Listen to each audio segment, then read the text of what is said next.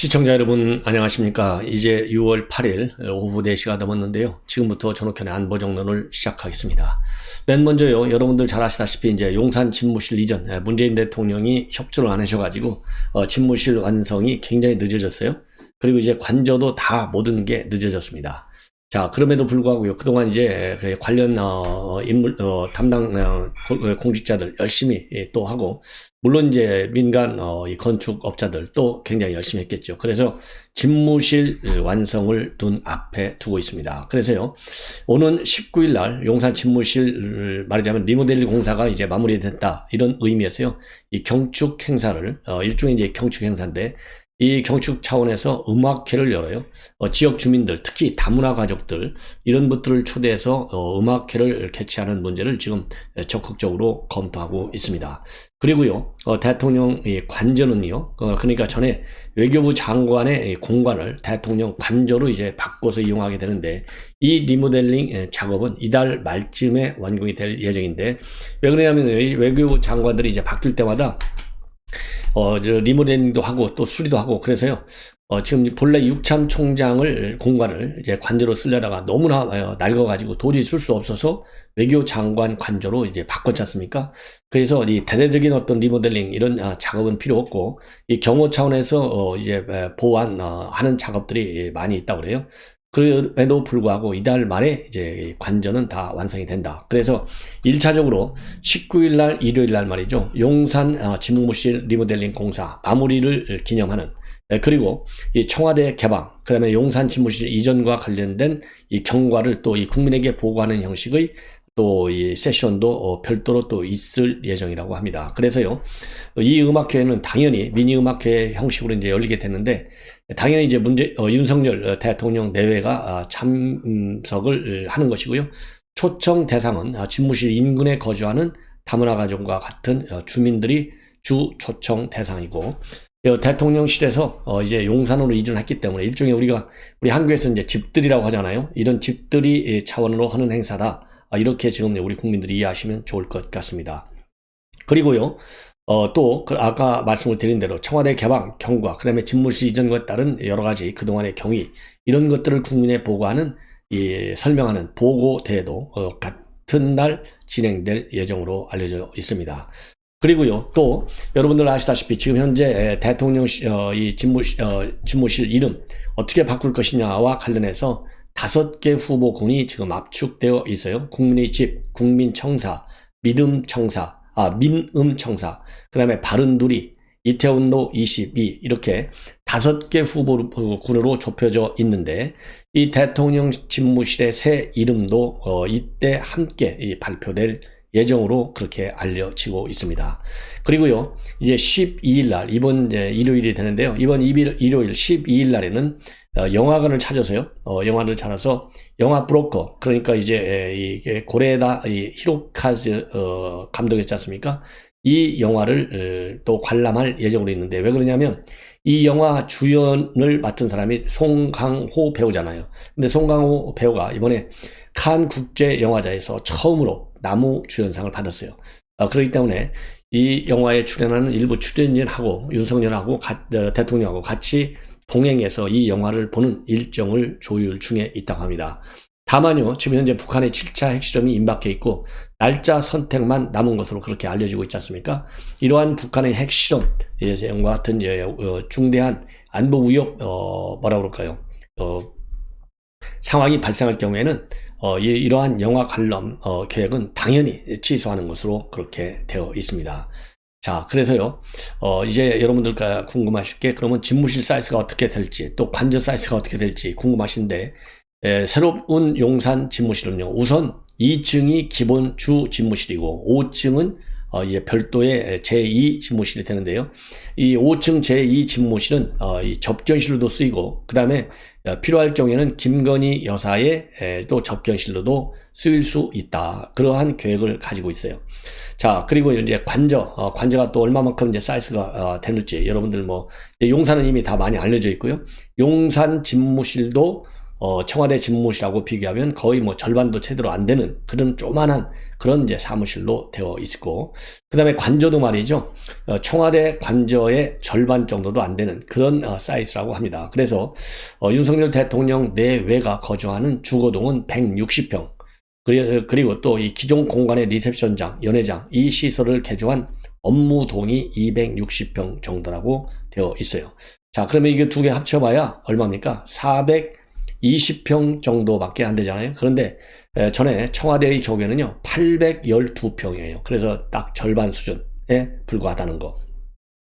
그리고 또 이 대통령실 관계자는요, 윤석열 대통령의 생각이 어디까지나 제왕적 대통령제를 끝내자, 이 의지가 굉장히 반영이 된 거기 때문에 용산 집무실 사이즈도 그렇고, 그 다음에 대통령 관저의 사이즈도 그렇고, 이 청와대 본관 집무실, 또 이 청와대 통상적인 지금까지 이 관저하고는 비교 안 될 정도로 굉장히 많이 이렇게 줄어들었다. 대신에요, 새 관저는 이 남산 타워에서 보면 대통령의 관저가 그대로 다 보이기 때문에 이게 보안상 상당한 취약 요인이 되고 있어서 이 관저 지하에다가 각종 경호처 시설을 두고 또 이 별도의 이 보안 시설을 하는 것으로, 그래서 어떻게든지 간에 문재인 대통령 때 배정된 예비비가 25억이기 때문에 그 예비비 안에서 이 관저와 그 다음에 집무실 관저를 수리하는 걸로 그렇게 되어 있다고 합니다.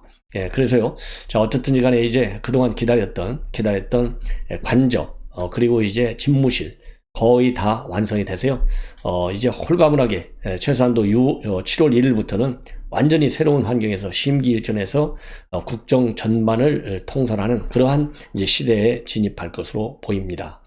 자, 그래서요, 어떻든 간에 다시 한번 그동안에 이 리모델링 작업을 했던 이 관계자들 정말 고생 많이 하신 것 같습니다.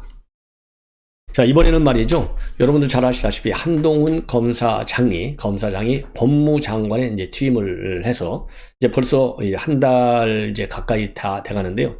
이거 윤석열 대통령의 국정 전반을 보면 문재인 대통령이 하던 거 반대로만 하면 대충 성공할 수 있는 방향으로 가는 거 아니겠습니까? 큰 방향성 면에서 볼 때 이 방향성 안에서 이제 컨텐츠를 어떻게 바꿔 나갈 것이냐, 이거는 이제 별도의 디테일한 부분에 속하겠지만은, 방향성은 윤석열 대통령은 문재인 대통령이 하던 것과 반대 방향.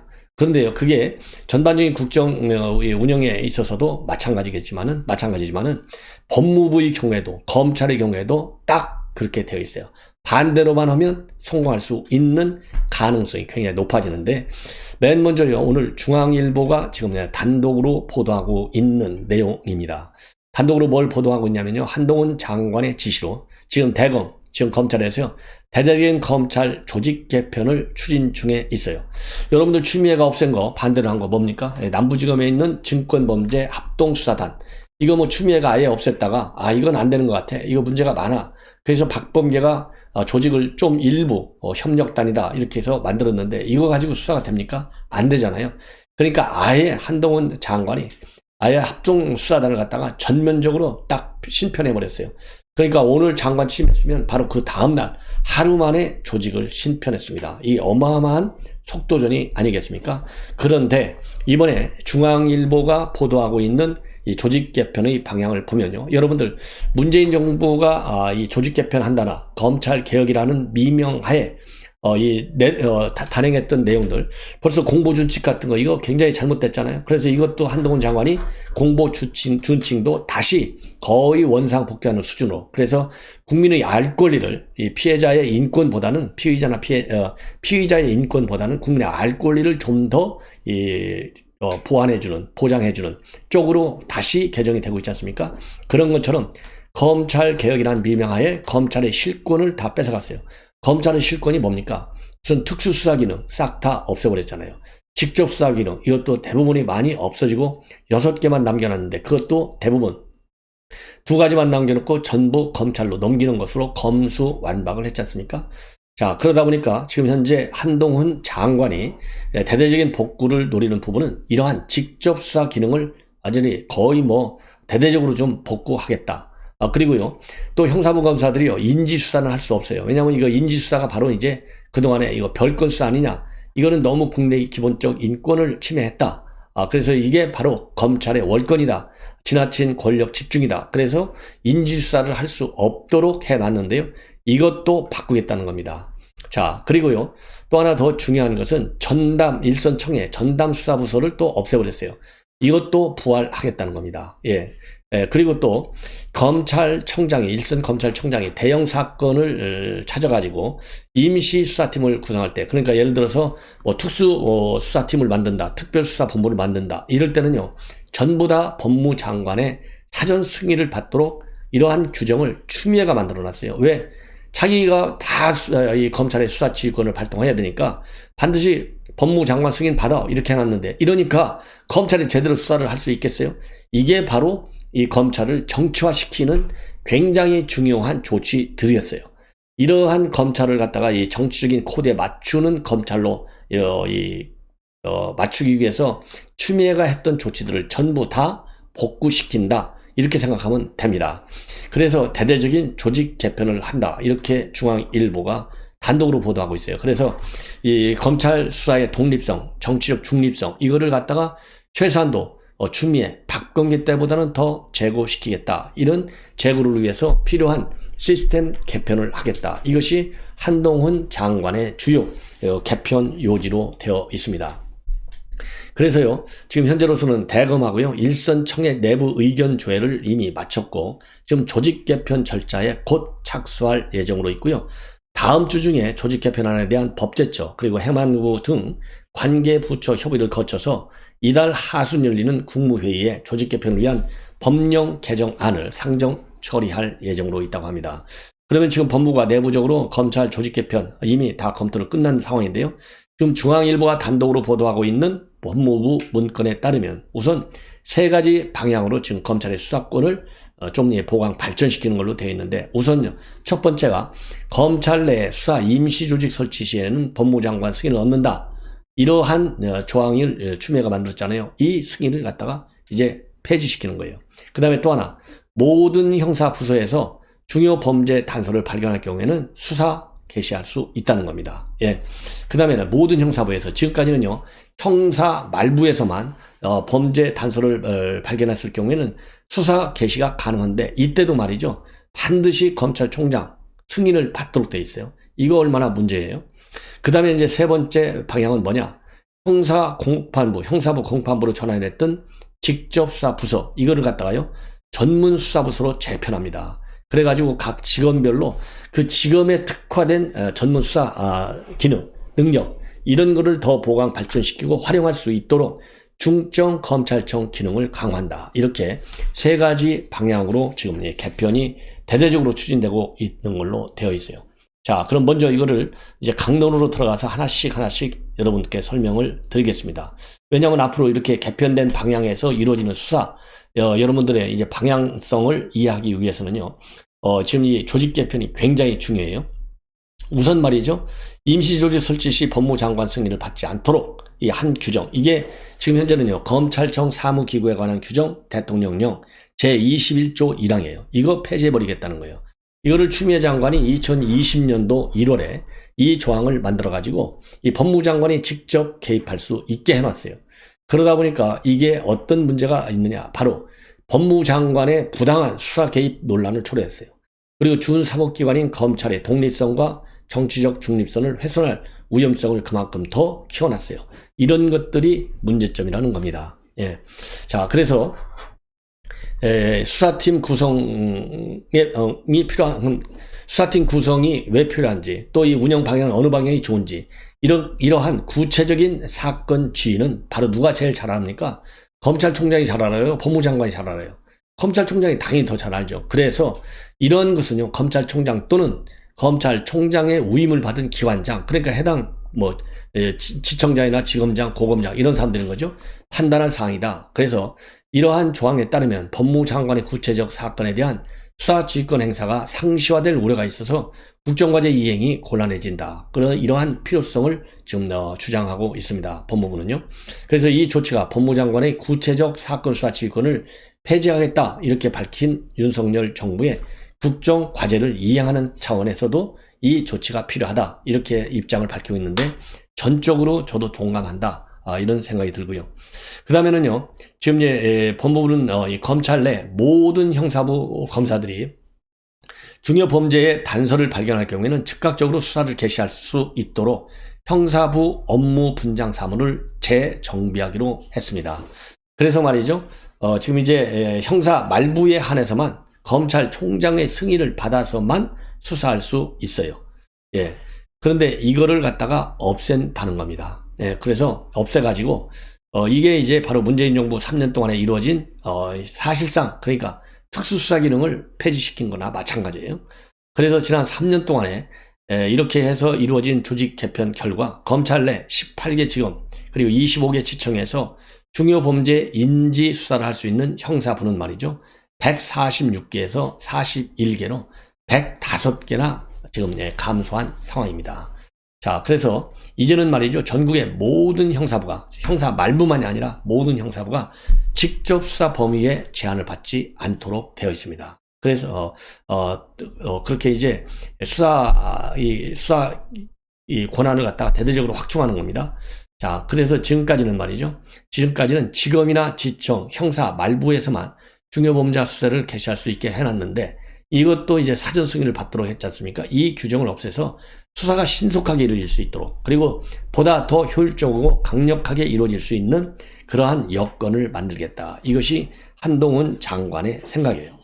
그 다음에 이제 두 번째로는요. 지금 2019년도 10월 이후에 단순 형사부나 공판부로 전환된 약 70%이 직접 수사 부서를 다시 살리겠다. 그래서 일선 검찰청의 전문 부서 기능을 강화하겠다는 겁니다. 자, 그럼 이게 무슨 얘기냐?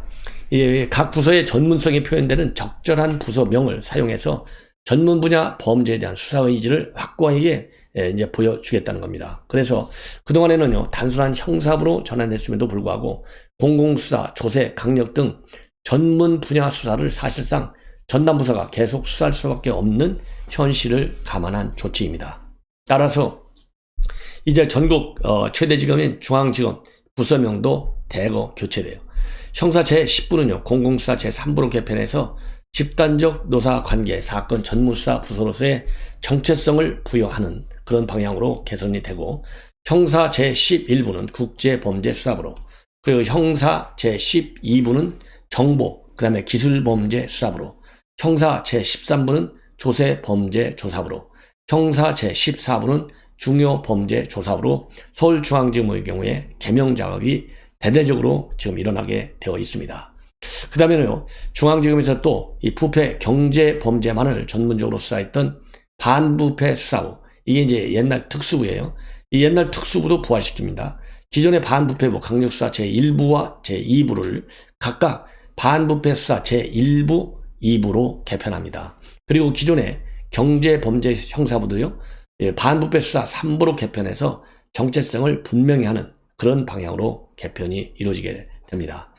자, 그리고요, 기존의 반부패 강력수사 협력부를 강력범죄수사부로 개편해서 조폭이라든가 마약과 같은 강력범죄수사를 전문적으로 수사할 예정으로 있다고 합니다.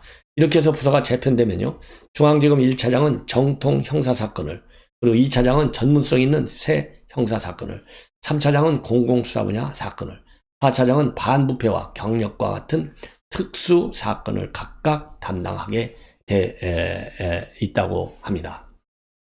그리고 다른 일선청 역시 말이죠. 전문부의 직접 수사 권한을 추가해서 중점 검찰청의 기능을 제대로 할 수 있게 한다는 겁니다.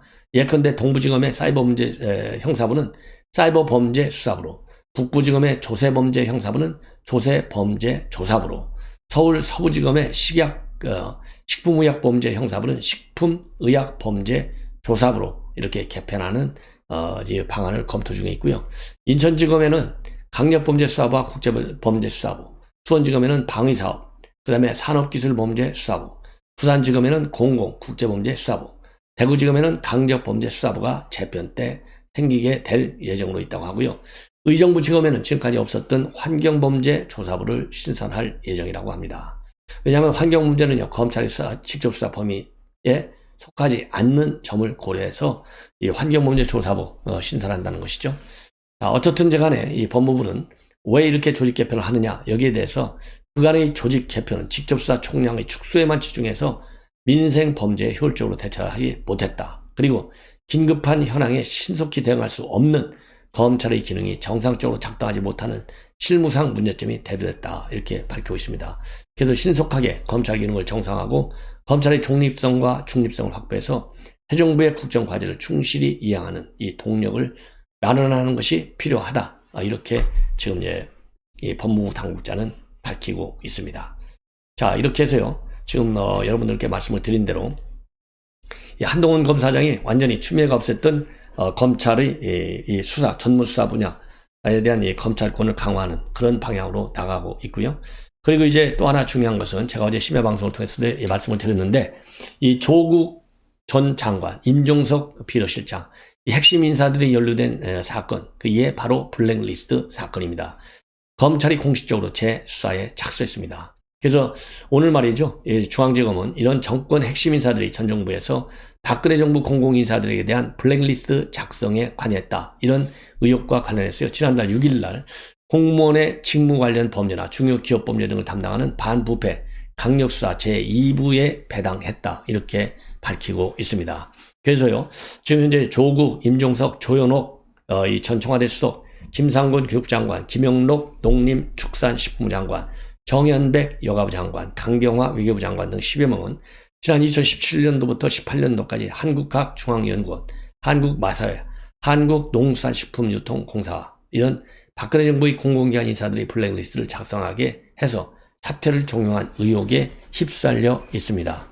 자, 이와 관련해서요. 국민의힘은 지난 4월 달에 이런 사람들을 갖다가 직권 남용, 권리행사 방해, 그리고 직무 유기 혐의로 대검에 고발한 바 있고요. 그 다음에 국민의힘의 전신인 자유한국당은 2019년도에 이 사안에 대해서 동부지검에 이미 수사를 한 바 있는데 검찰이 왜 같은 해 불기소를 접었는지 궁금해하고 있다는 말씀을 드립니다. 자, 이렇게 해서요. 이 블랙리스트 사건은 본래 동부지검에 보냈지만 이제는 동부지검이 아니고 중앙지검에서 보다 더 강력하게 수사를 한다. 이런 점을 여러분들께서 꼭 명심해 두시면 대단히 고맙겠습니다. 시청자 여러분, 이것으로 본 방송을 마치겠습니다. 대단히 감사합니다.